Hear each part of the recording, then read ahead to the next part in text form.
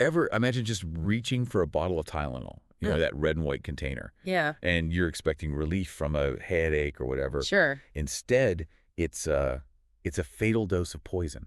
Wow. That's what 7 unsuspecting people faced Oh my gosh. back in the fall of '82 Yeah. during the infamous Chicago Tylenol murders. Yeah. Today, we're going to take a deep dive into this chilling case. Absolutely. Right. It's a story of just random victims, a frantic investigation, and suspects who kind of emerge from the shadows. I mean, what's so wild about this is it's not just a crime. Right. It's a moment that changed how we think about everyday products. Exactly. It forced everyone to confront, how vulnerable our supply chains are and that seemingly harmless items can become deadly weapons.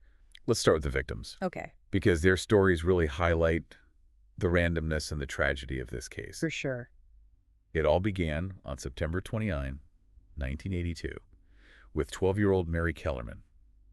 Okay. She woke up with a cold, and her parents, wanted to ease her discomfort, so they gave her a capsule of extra-strength Tylenol. Right. Hours later, she was dead. Wow. At the time, cyanide poisoning wasn't even on the radar of investigators. Really? Back then, people saw over-the-counter medications as completely safe. Right. No one could have imagined that a common pain reliever could be laced with a deadly poison. And then the very next day, the nightmare continued. Oh, no. 27-year-old postal worker named Adam Janus Okay. also died suddenly after taking Tylenol for just a mild illness. Wow. But here's where it gets even more chilling. Okay. Adam's brother and sister-in-law, Yeah. Stanley and Teresa Janus, they rushed to his house after learning of his death. Right. And grieving and in shock. Yeah. They both decided to take Tylenol from the same bottle Adam had used. Oh my goodness, this is the moment the horrifying truth began to emerge. Yeah. Stanley died within hours. Teresa clung to life for 2 more days before succumbing to the same fate. 3 people, all dead after taking Tylenol from the same bottle. Unbelievable. The alarm bell started ringing, and a sense of panic started to grip the Chicago area. So initially, the response from authorities was slow. Yeah, I mean, it's understandable. They Yeah. were dealing with something completely unprecedented. Regularly. Think about trying to convince seasoned medical examiners and police officers Yeah. that one of the most trusted medications in the country is actually a murder weapon. Right. It took the persistence of one individual, Yeah. a public health nurse named Helen Jensen, Okay. to connect the dots. Wow. She noticed the pattern of Tylenol use among the victims and tenaciously pushed for an investigation, Good for her. despite initial resistance. Helen Jensen, a true unsung hero in this story. Absolutely. Her intuition and determination ultimately led investigators to that crucial clue. Yeah. The distinctive almond scent in the Tylenol bottles, a telltale sign of cyanide poisoning. Cyanide is incredibly lethal. Oh, yeah. And it works by preventing cells from using oxygen, So it just shuts down the body. essentially shutting down the body's vital functions within minutes. Yeah, and that faint almond-like odor. Right. A chilling reminder of the poison lurking inside those seemingly harmless capsules. As word of the poisoning spread, panic gripped the nation. I can imagine. Remember, this was 1982, Right. long before tamper-resistant packaging became the norm. Yeah. People were suddenly terrified to take any medication, Yeah. to trust any product on their shelves. The media coverage was intense, Right? amplifying the fear and uncertainty, and this is where Johnson & Johnson, Yeah. the makers of Tylenol, faced an unprecedented crisis. Right. Their flagship product, a symbol of trust and reliability, was suddenly linked to a string of horrific deaths. Their response, though, was swift and decisive. Really? They immediately issued warnings, pulled millions of bottles off the shelves, and established hotlines for concerned customers. Wow. It was a logistical feat, especially in 1982, before the internet and social media. They understood the magnitude of the situation Yeah. and the importance of putting public safety above all else. They offered to exchange capsules for solid tablets, Wow. recognizing that capsules were far easier to tamper with. They even placed ads urging people not to consume any product containing acetaminophen. It's estimated that Johnson & Johnson took a financial hit around $100 million, Wow. which in today's money would be over $260 million. Yeah, but they didn't hesitate. Right. They knew lives are at stake and that restoring public trust was paramount. Now let's shift our focus to the suspects. Okay. Because despite an intense nationwide investigation, Yeah. no one was ever charged with the Tylenol murders. Really? But several individuals did emerge as potential culprits, Oh, wow. each with their own unique connection to the case. Okay. One of the first figures to come under scrutiny was James William Lewis. Okay. Just a week after the first deaths, Mm-hmm. he sent a chilling extortion letter to Johnson & Johnson demanding $1 million to stop the killings. Oh, my goodness. What makes Lewis so intriguing is that while he was convicted for extortion, Yeah. he was never charged with the murders themselves. Wow. And to this day, Lewis maintains his innocence, Huh. adding another layer of complexity. Right. There's no solid evidence placing him in Chicago Okay. during the time frame of the poisonings. Interesting. It raises the question, Yeah. was he an opportunistic extortionist capitalizing on the tragedy, Right. or was there something more sinister at play? Right. Another individual who caught the attention of investigators was Roger Arnold, Okay. a dock worker with a disturbing interest in cyanide. Oh. He was known for boasting about the poisonings Really? and even had materials related to cyanide in his possession. The coincidences surrounding Arnold were, to say the least, unsettling. Yeah. His wife had been treated at the same hospital where one of the victims purchased the tainted Tylenol. Really? He also worked at a warehouse alongside the victim's father. And to make things even more eerie, investigators found a copy of the poor man's James Bond at Arnold's home. Oh, wow.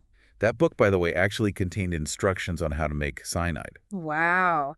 Despite these disturbing details, Arnold, too, was never charged with the Tylenol murders. Wow. He was later convicted of an unrelated murder. Oh, wow. And while his DNA was tested, it didn't match any evidence found on the Tylenol bottles. Huh. So the mystery continued to deepen. It's incredible to think that the investigation uncovered these individuals, Right. yet yielded no conclusive answers. Yeah. It adds another layer of complexity to the case, wouldn't you say? Absolutely. It speaks to the challenges of criminal investigations, Mm-hmm. especially when dealing with a case as unique and high profile as this one. Right. Sometimes, even with promising leads and potential suspects, the truth remains elusive. Yeah. It's fascinating. Crazy. And of course, investigators explored other possibilities too, you know? Right. Was this like a disgruntled employee Yeah. seeking revenge against Johnson & Johnson? Or could it have been just a random act? Yeah. Someone driven by a desire to just inflict fear and chaos on a massive scale.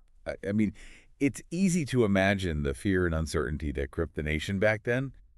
People were literally afraid to take medicine, Oh, yeah. afraid to trust the products they relied on Yeah. for their health and well-being. Absolutely.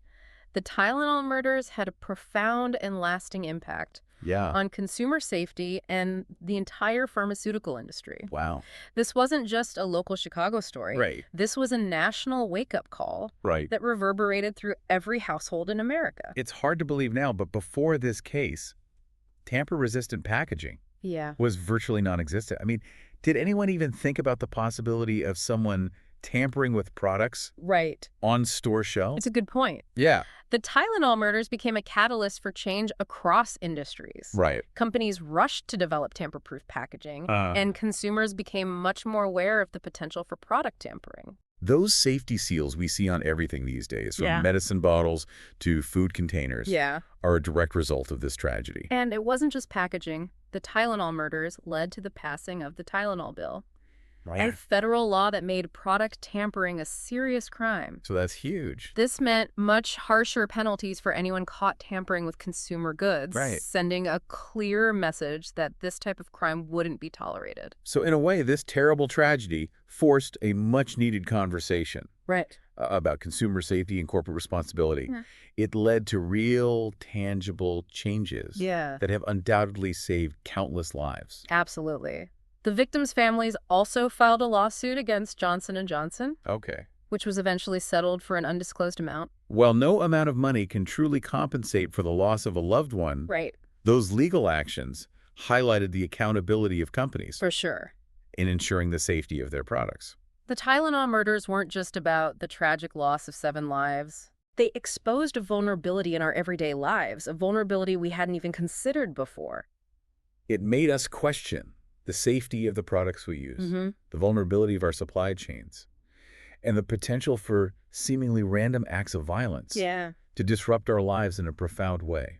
And it highlighted the importance of vigilance, both from the companies responsible for the products we use Right. and from individuals as consumers. The investigation continued for years. Right. With authorities pursuing every possible lead, they explored the possibility of copycat crimes, Yeah. investigated other poisoning incidents, Mm-hmm. and even looked into the potential involvement of notorious figures like Ted Kaczynski, the Unabomber. Oh, wow. Kaczynski, as you may know, was active in the Chicago area around the time of the Tylenol murders. Right. But he vehemently denied any involvement in the case. And the FBI also revisited the case Okay. in 2009 and 2010, Okay. using advancements in technology Mm-hmm. to re-examine the evidence, including DNA testing. But again, no breakthroughs were made. Despite decades of investigation, the question remains, Yeah. who was responsible for the Chicago Tylenol murders? Right. And what was their motive?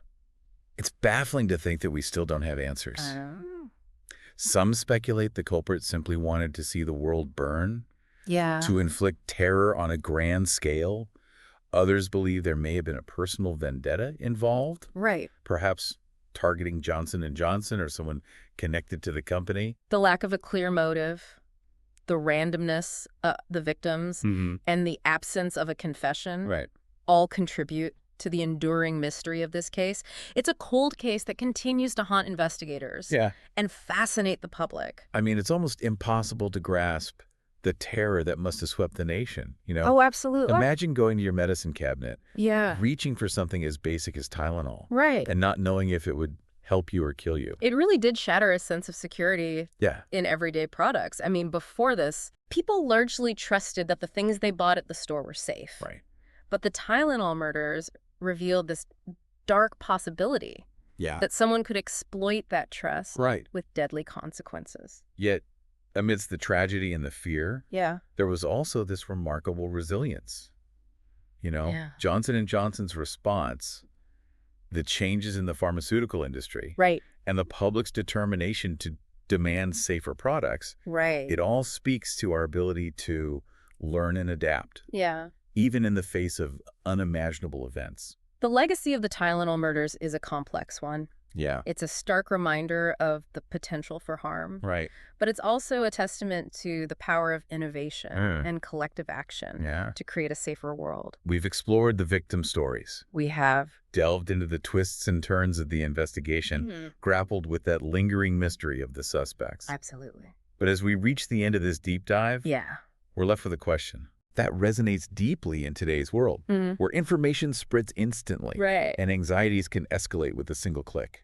Here's the question. Yeah. How do we as individuals and as a society balance necessary caution Yeah. with maintaining trust in the everyday products we rely on? That's a great question. How do we stay informed without succumbing to fear? Mm-hmm. How do we hold companies accountable Right. without letting skepticism erode our sense of safety? It's a question worth pondering, especially in an age Yeah. where we're bombarded with information, Right. sometimes accurate, sometimes not, Right. and where fear can be a powerful motivator. The Tylenol murders serve as a stark reminder Yeah. that while vigilance is crucial, so too is the ability to navigate a world where risk is an inherent part of our existence. Right. We can't live in a constant state of fear, Yeah. but we also can't afford to be naive. This case challenges us to find that balance Yeah. between awareness and trust. To be informed consumers, but not let fear paralyze us. Exactly. It's a delicate balance, but one that's essential for navigating the complexities of the modern world. We hope this deep dive has given you a new perspective on this unsettling chapter in history, Yeah. and perhaps spark some reflection on Yeah. how we perceive risk and safety in our own lives. absolutely. It's a conversation that continues to be relevant even decades later. Until next time, stay curious, stay informed, and stay safe.